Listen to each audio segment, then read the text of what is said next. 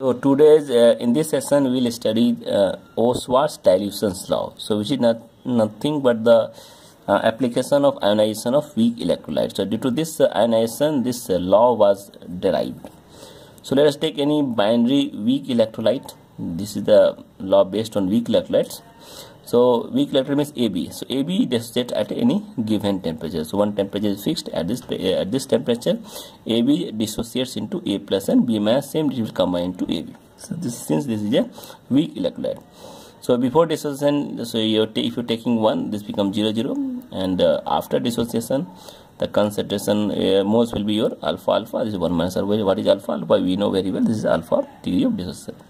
Now instead of 1, if you take the concentration of the electrolyte is C mole per liter. So instead of 1, if you write C, so if you apply the law of mass action, so we can write same things here in this form. This is the C initial concentration. This will be 0 0, and concentration at equilibrium will be C minus C alpha. This will be C alpha and C minus C into alpha. So by using the law of chemical by mass action, so we will take the dissociation constant of electrolyte as a Kc. So this is C alpha divided by C minus. This is the product, concentration of product divided by the concentration of the reactant. So again you cancelling this CC, so you will get a C alpha square by 1 minus alpha.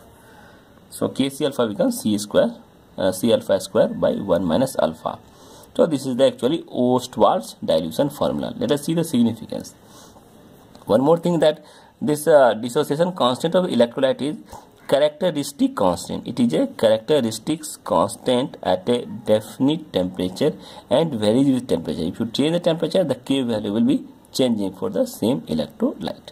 So keep in this mind, this is the constant for one particle temperature. If you change the temperature, this value will change. One more thing is that if you change the concentration of dilution, it does not affect the value of constant. Suppose the concentration 0.1 molarity, now if you make 0.2 molarity, 0.4 molarity, whatever concentration of the any weak electrolyte, it will not affect the Kc value. Or if you make it dilute, if you make it more concentration, the Kc will not change. So we have to keep in mind. So now suppose if you take the two different temperatures, then Kc definitely it will differ. The Kc will differ for two temperatures. So for two temperatures we have one given relationship. This you have to note it down. That is 2.303 log K2 by K1. So this is for different temperature. For T2 temperature, this is for T1 temperature, and delta H by R bracket square bracket 1 by T1 minus 1 by T2 bracket closed. What is delta H? The R we know very well is the gas constant, and delta H your enthalpy of dissociation. Means on dissociation electrolyte, whatever energy was produced or generated, this is the enthalpy. This we will study in thermodynamics, or you might have studied, some of you studied. Now for a weak electrolyte, what happens? So here we have calculated Kc equal to C alpha square 1 minus alpha. So if alpha is very very small, so in that case we can write 1 minus alpha is almost equal to 1. Then this 1 minus alpha will be 1. So we can write Kc equal to C alpha square, or we can convert alpha equal to square root of Kc by C, and this is the constant value. This is the constant value. And what is C? So C is nothing but the, we can say 1 by V, or we can say volume of the solution having 1 mole of electrolyte. If we say V is nothing but volume sensor by 1 mole of electrolyte, so C equal to 1 by V. C equal to 1 by V. So if you put 1 by V, it becomes your K into V. So we can say K is inversely proportional to the square root of the volume. So we can say degree of dissociation. This is the degree of dissociation of weak electrolyte is proportional. It is proportional to the square root of the dilution. This is the square root of dilution. This is dilution, volume of solution, and it increases. So when alpha is 1, so it becomes a very big amount. It's a very very dilute solution. It's very very clear. If alpha is equal to 1, this is a very big dilution. If alpha is small, then the volume of the solution is also very very small. So this is the basic idea behind all these things. Now let us see dissociation constant of acid and bases. So this for acidic electrolytes, K is written as a Ka. So for suppose this is acid, Ha equal to H plus Na. So at equilibrium what will happen? This will be C alpha. This will be C into 1 minus alpha. We can write this is the as per the law of mass action. So concentration H plus, this is the product of the concentration. This is the reactant.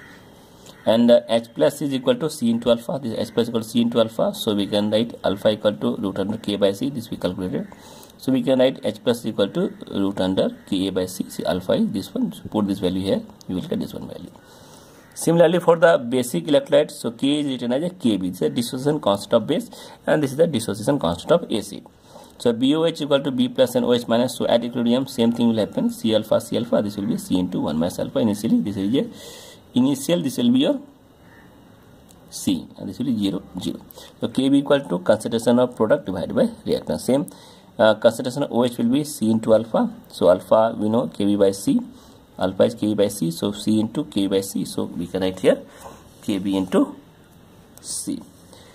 So now let us see some practical values to understand what is K, Kb exactly. So K, Kb, if you take the low value, of K and Kb, so they will signify the poor strength of acids and bases respectively. So I have given some examples through these examples you will understand clearly what the exact K and Ke value. So this is the weak acid, acetic acid, boric acid and benzoic acid. You can see that consider this term power 10 to the power minus 5, 10 to the power minus 10, 10 to the power minus 5. This is very weak acid. These are the very weak acid. If you take the weak base, again K value for ammonium hydroxide is 10 to the minus 5. This is the methylamine minus 4, secondary amine, tertiary amine minus 4, and this is pyridine. You can see pyridine also very weak base, minus 9. So if you go more and more less value, so Kb is the base become more and more weaker. Almost it is neutral to this one. So this value is very important to understand and the nature of acid with respect to water. Now, when degree of dissociation alpha is greater than 5%, so K we can write K C alpha square by 1 minus alpha is used, because alpha is more than 5%. Then you cannot ignore this alpha, but it is equal or less than 5%, then we can ignore 1 minus alpha is almost equal to 1. If it is this condition, then K is equal to C alpha square is used, where alpha is never more than 1. So what are the basically different application Ostwald dilution law? So it is used to calculate the dissociation constant concentration alpha for weak electrolyte, that is K equal to C alpha square by 1 minus alpha, and K equal to C into alpha square when 1 minus alpha is equal to 1. Or second is application to compare between the relative strength of acids and bases. Weak electrolytes may be weak acid, weak bases. So hence K or Kb is a measure. It is a measurement of relative strength of the weak acids and weak bases. Just we have seen in previous before how we can measure, we can compare it. So greater the value of K or Kb, greater will be the relative strength of Wa or Wb. Lesser value, it will be lesser strength. So Kb and Kb actually determines the strength of acids and bases. We will learn more in coming sections.